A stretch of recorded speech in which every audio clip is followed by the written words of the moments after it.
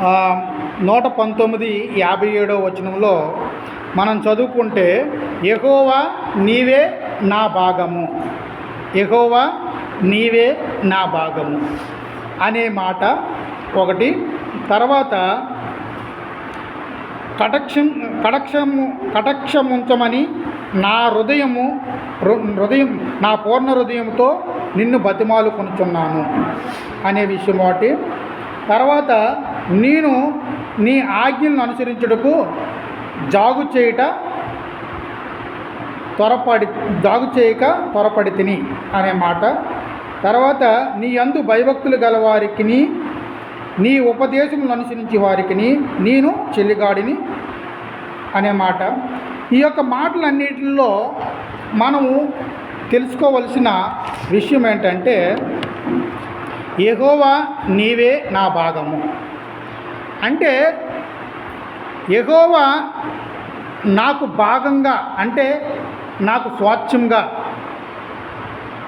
నాకు ఆధారంగా, నన్ను పోషించేవాడుగా చూడాలంటే ఆయన మనకు ఒక భాగము అనే భావాన్ని మనం కల్పించుకోవాలంటే ఎప్పుడు అవుతుంది ఆ నిర్ణయము?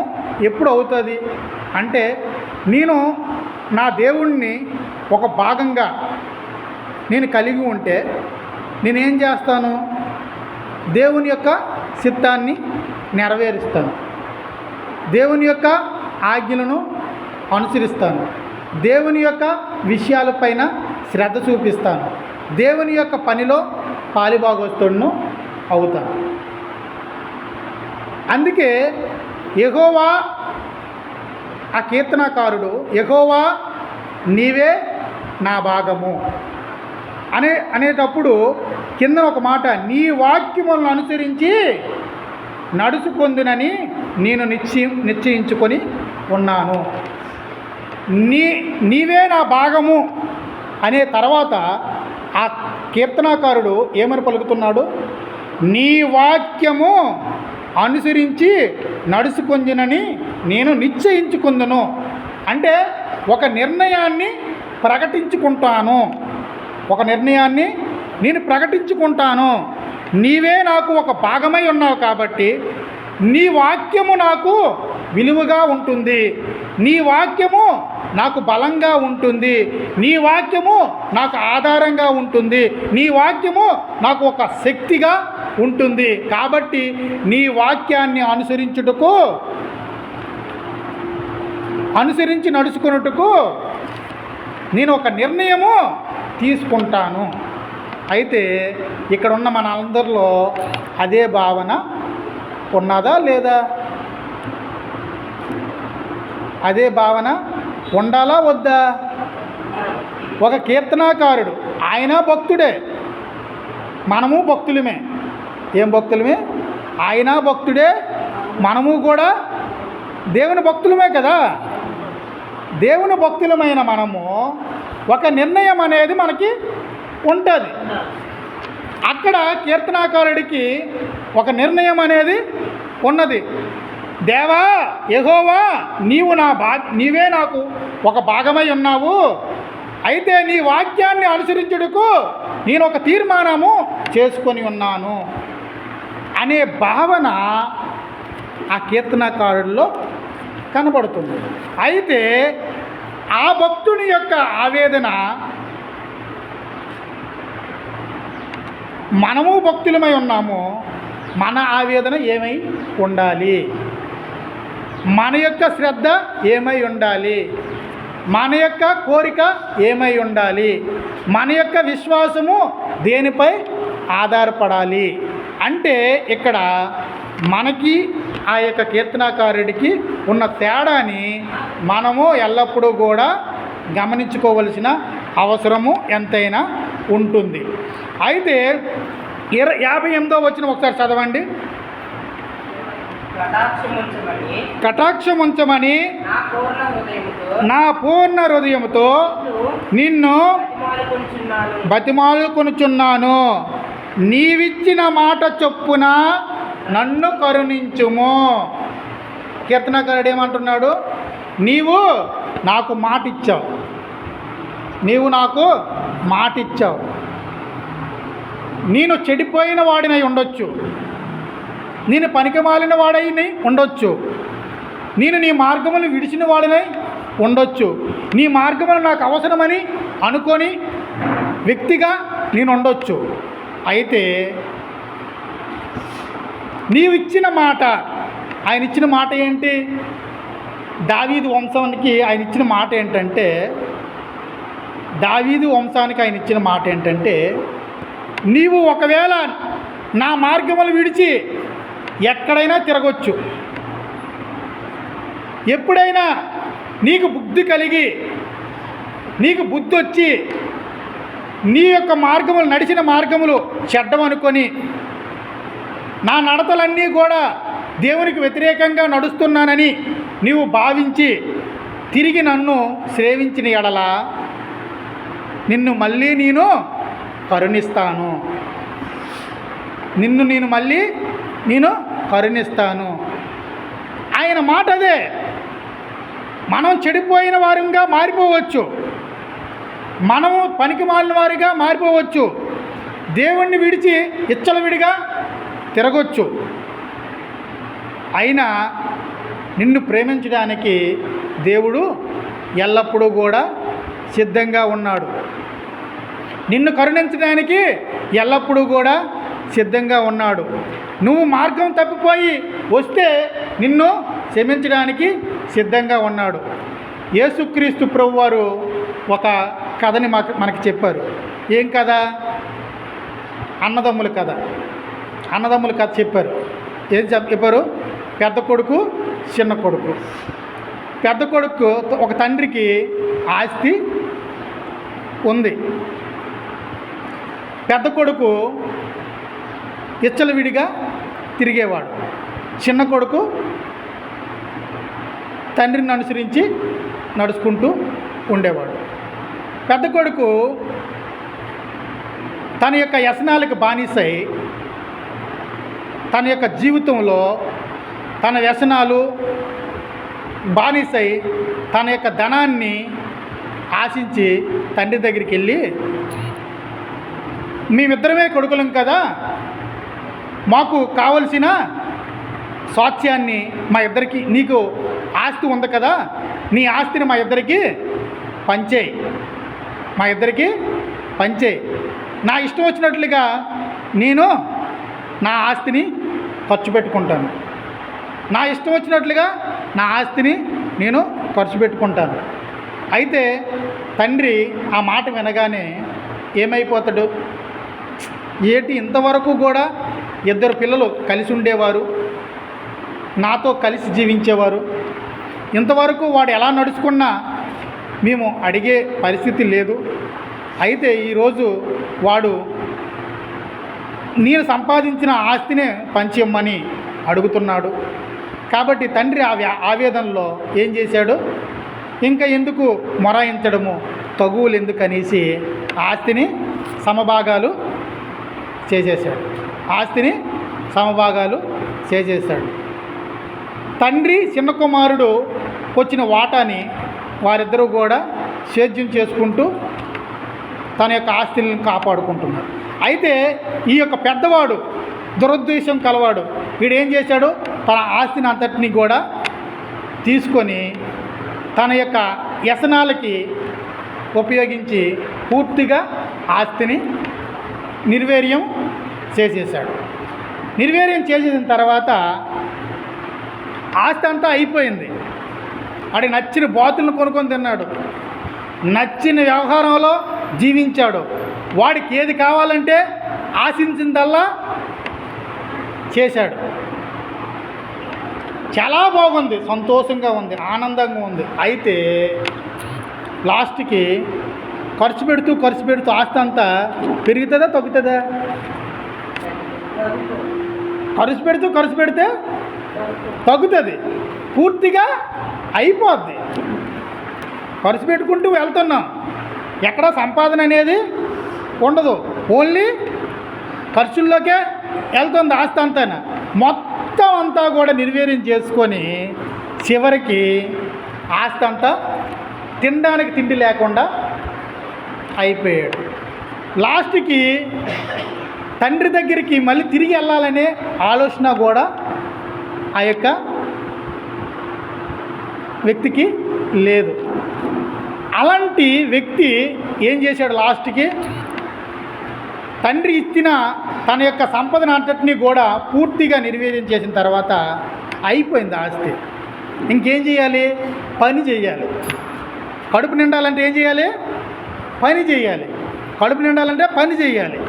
ఈ పని చేయడానికి ఏం చేశాడంటే పందులు కాసేవాడి దగ్గర కాపలాకి వెళ్ళాడు. ఆ పందులు కాసేవాడు ఏమన్నాడు, నేను శ్రేష్టమైన ఆహారాన్ని మీకు పెట్టను, నువ్వు పందులు కాయు, కానీ పందులు తినే పొట్టినే తిను. ఏం తినమన్నాడు? పందులు తినే పొట్టినే తిను.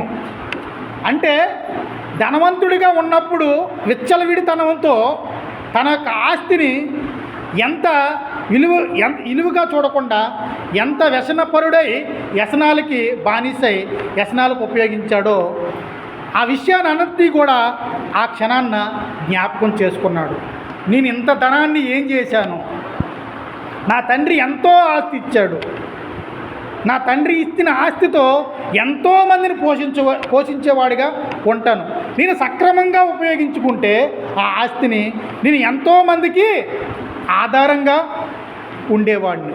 అయితే నేను నా ఇచ్చలవిడితనం వలన, నా వ్యసనాలకు బాధిత అవటం వలన నా యొక్క జీవితాన్ని సర్వనాశనం చేసుకొని ఏం చేశాను? నా ఆస్తిని అంతటినీ కూడా వ్యర్థంగా ఖర్చు పెట్టాను. ఖర్చు పెట్టి ఇప్పుడు నా పరిస్థితి తండ్రి దగ్గరికి వెళ్ళి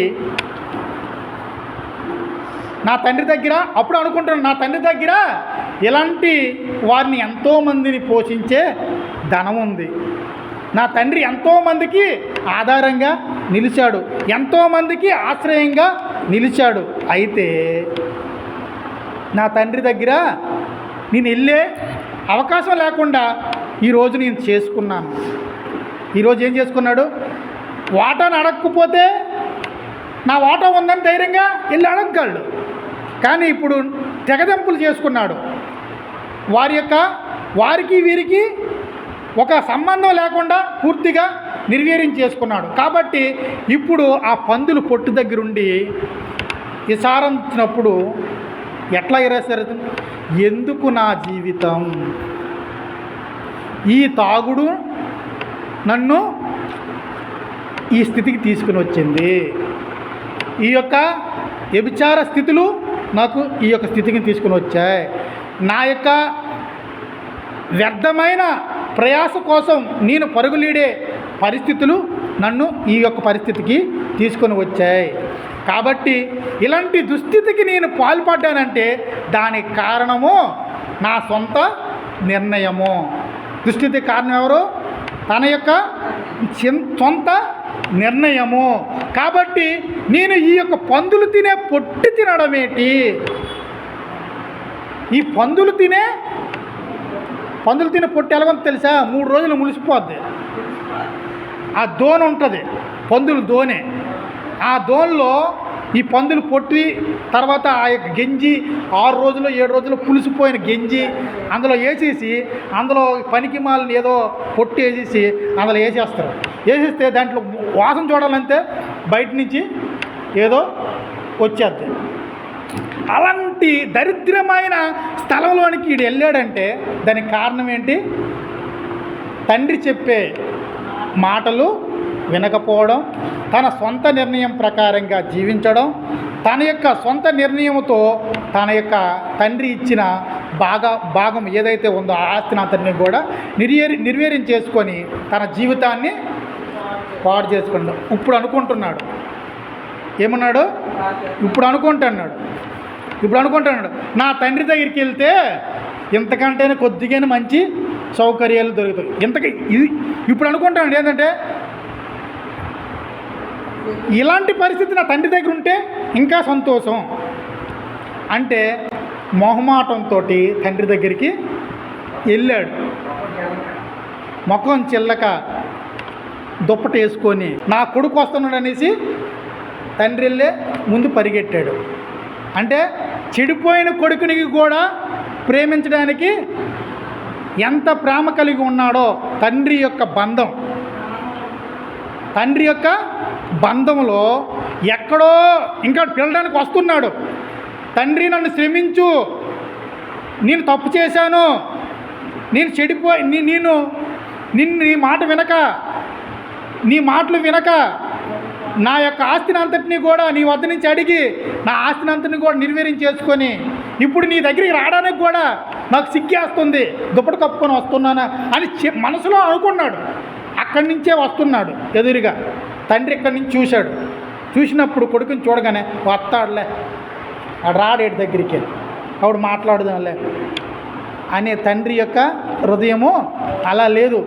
ఆడే చూడు కొడుకు ఎలా పాడైపోయాడు, ఏంటి అలాగంత అంత డబ్బు ఇచ్చాను కదా, అంత ఆస్తి ఇచ్చాను కదా, ఎంత బాగుగా ఉండాలి కదా అనేసి చూస్తే వీడు ఎలాగున్నాడు, భయంకరమైన వ్యక్తిగా ఉన్నాడు. వెంటనే తండ్రి చూడగానే పరిగెట్టి పారిపోయి ముందు ఆయన స్నానం చేయండి, శుభ్రం చేయండి, మంచి వస్త్రాలు ధరించండి, నా దగ్గరికి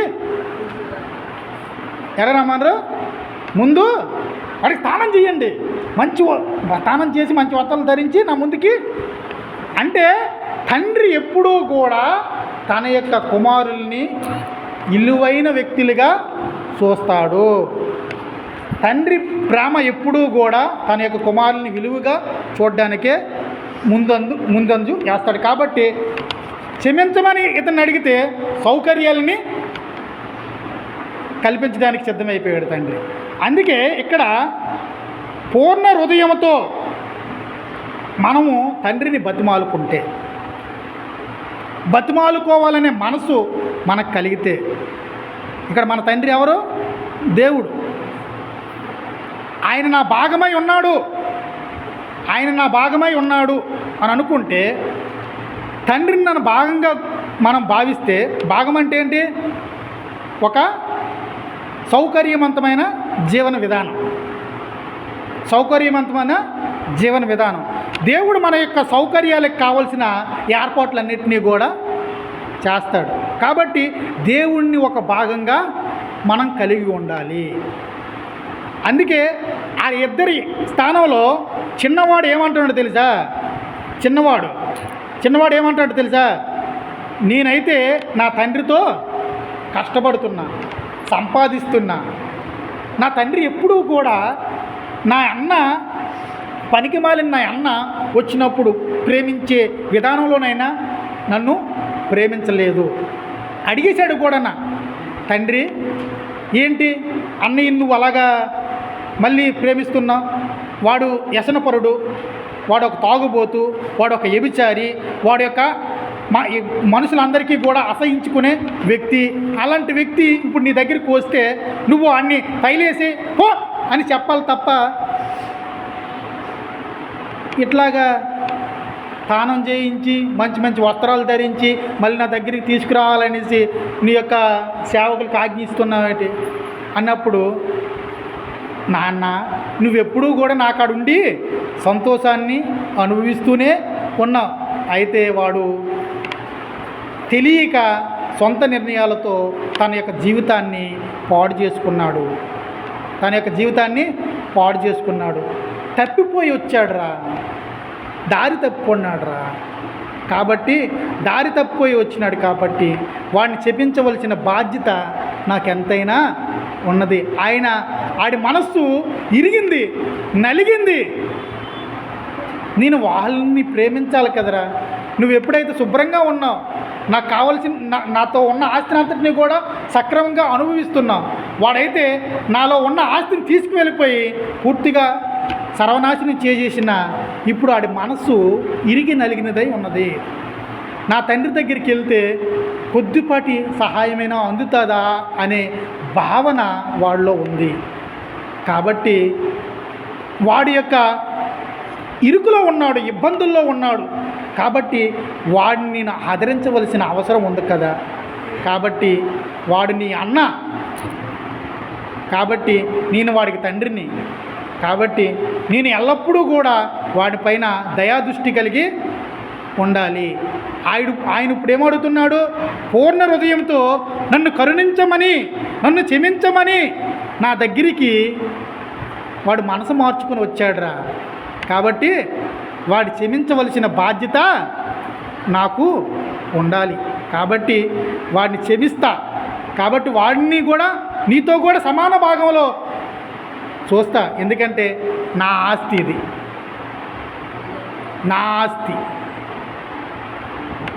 వాడికి సగం ఆస్తి ఇచ్చేసిన మళ్ళీ నాని సంపాదించిన ఆస్తి నా దగ్గరే ఉంది. కాబట్టి నా ఆస్తిలో భాగాన్ని ఇవ్వడానికి నేను సిద్ధంగా ఉన్నాను.